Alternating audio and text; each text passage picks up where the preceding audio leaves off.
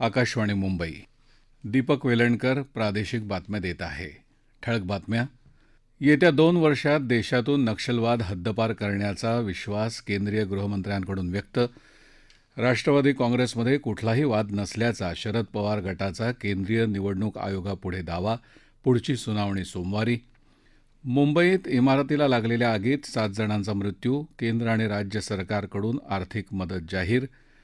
सर्व सरकारी रुग्णालयातली डॉक्टर आणि इतर कर्मचाऱ्यांची रिक्त पदं भरण्याचे मुंबई उच्च न्यायालयाचे राज्य सरकारला आदेश. आशियाई क्रीडा स्पर्धेत पुरुष हॉकीमध्ये भारतीय संघाला सुवर्णपदक आणि मुंबई पुण्यासह राज्यातल्या काही भागातून मान्सून माघारी.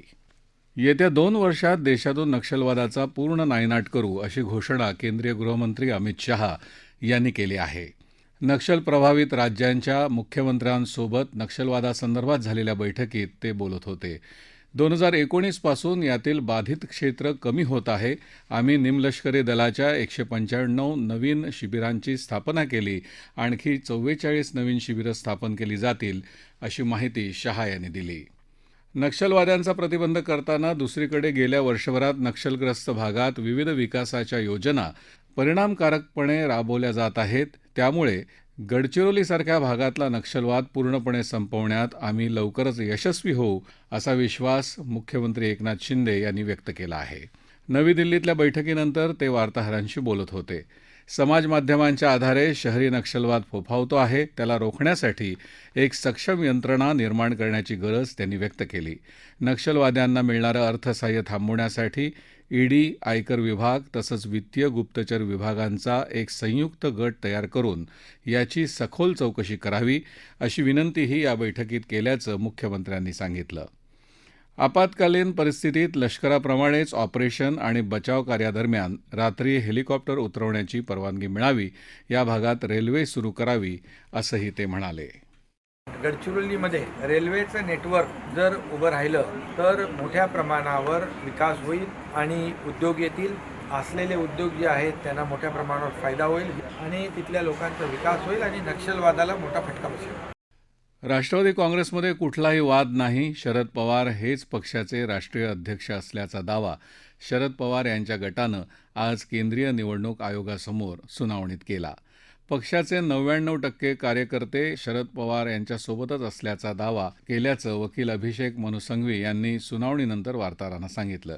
काही चुकीची बनावट आणि अपुरी कागदपत्र सादर करून पक्षात वाद असल्याचा दावा अजित पवार गटानं केला आहे.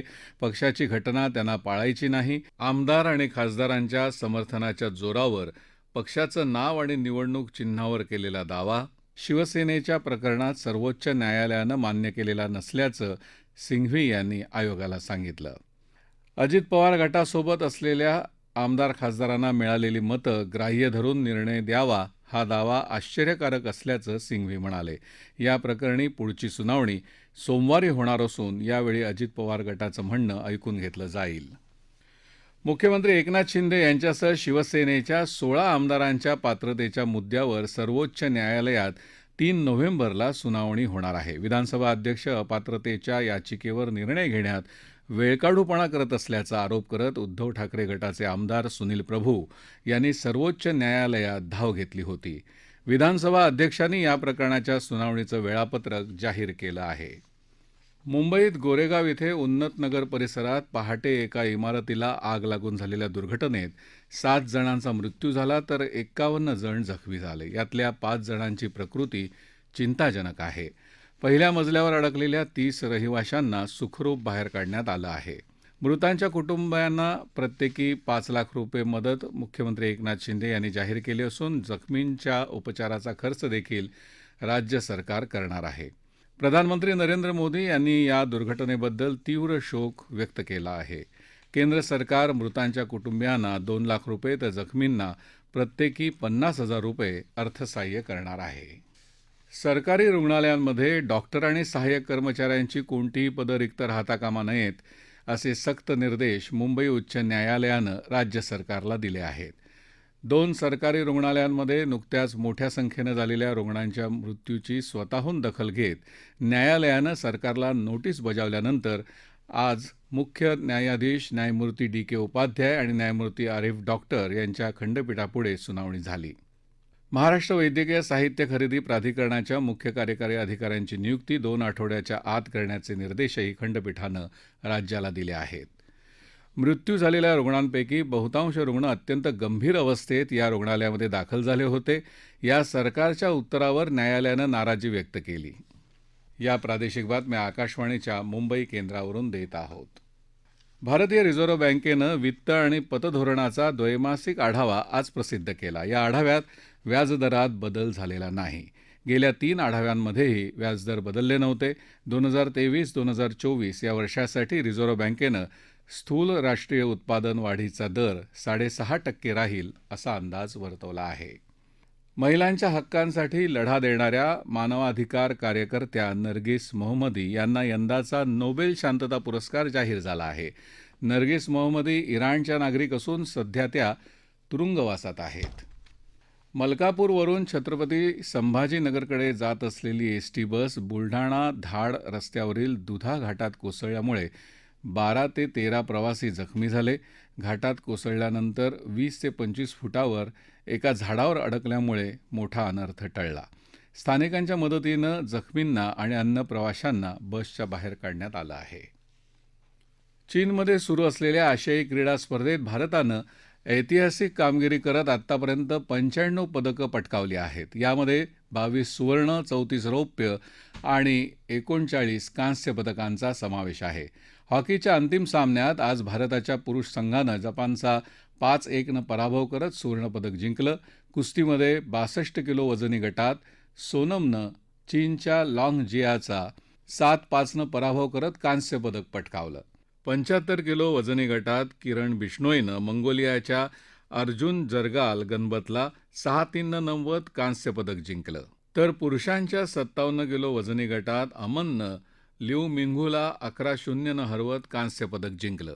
तिरंदाजीमध्ये भारतीय महिला खेळाडूंनी व्हिएतनामला 6-2 नमवत कांस्य पदक पटकावलं. बॅडमिंटनमध्ये एच.एस. प्रणॉयनं चीनच्या ली शी फेंगला 2-0 हरवत कांस्य पदक पटकावलं.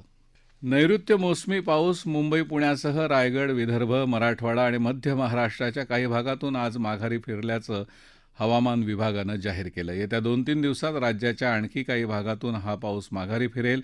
यासाठी पोषक वातावरण असल्याचं हवामान विभागानं कळवलं आहे. देशातल्या शेवटच्या नागरिकांपर्यंत आरोग्याच्या सुविधा उपलब्ध व्हाव्यात यासाठी केंद्र सरकार विविध योजना राबवतं आहे. त्या नागरिकांपर्यंत पोहोचवण्यासाठी वैद्यकीय क्षेत्रातल्या सर्व घटकांनी मदत करावी असं आवाहन केंद्रीय आरोग्य राज्यमंत्री डॉक्टर भारती पवार यांनी केलं आहे. नाशिकमध्ये 2 दिवसीय सीएचओ परिषदेच्या उद्घाटनप्रसंगी त्या बोलत होत्या. मेरी मिट्टी मेरा देश या अभियानांतर्गत आज नाशिक महानगरपालिकेच्या नाशिक पूर्व विभागाच्या वतीनं जुने नाशिक परिसरामध्ये भव्य रॅली काढण्यात आली होती. नवी मुंबईत देखील मेरी मिट्टी मेरा देश या उपक्रमांतर्गत 8ही विभागामधली माती संकलित केलेले अमृत कलश वाजत गाजत महापालिका मुख्यालयात आणण्यात आले. सिंधुदुर्गात नगरविकास विभागामार्फत अमृत कलश यात्रेचं आयोजन करण्यात आलं होतं. सावंतवाडी, मालवण, वेंगुर्ला, कणकवली, देवगड, जामसंडे, कुडाळ, कसई, दोडामार्ग आणि वाव्हे, वैभववाडी या 8ही भागातल्या मातीनं भरलेले अमृत कलश यामध्ये सहभागी झाले होते. शेवटी पुन्हा एकदा आजच्या ठळक बातम्या. येत्या 2 वर्षात देशातून नक्षलवाद हद्दपार करण्याचा विश्वास केंद्रीय गृहमंत्र्यांकडून व्यक्त.